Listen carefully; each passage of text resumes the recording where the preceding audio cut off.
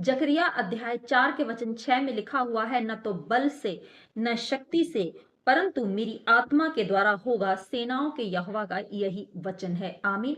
आज अगर आप कोई भी काम अपनी सामर्थ्य में कर रहे हैं, एक मसीह होने के बाद, यीशु मसीह को अपना उद्धारकर्ता मानने के बाद, अगर आप समझते हैं कि मैं अपनी सामर्थ्य में ये काम पूरा कर सकता हूं, चाहे वो आपकी शादी हो, आपका बिजनेस हो, आपके बच्चों की परवरिश हो, उनकी पढ़ाई लिखाई हो, या संसार में सरवाइव करना हो, तो आप बिल्कुल गलत हैं। आप अपनी सामर्थ्य में कुछ भी नहीं कर सकते हैं, क्योंकि बाइबल बताती है कि न तो बल से होगा, न तो ताकत से होगा, ना ही आपकी बुद्धि से होगा, सिर्फ और सिर्फ यहोवा की आत्मा से, उसकी शक्ति से ही होगा। जब आप अपनी सामर्थ्य में किसी काम को करते हैं, तो आप परमेश्वर को छोटा और खुद को बड़ा दिखाते हैं। ये परमेश्वर का अनादर है। आप कोई भी काम करें, चाहे छोटे से छोटा या बड़े से बड़ा कोई भी आपके जीवन का काम हो, आप सबसे पहले परमेश्वर की अगुवाई ले, परमेश्वर के हाथों में उस काम को सौंपे।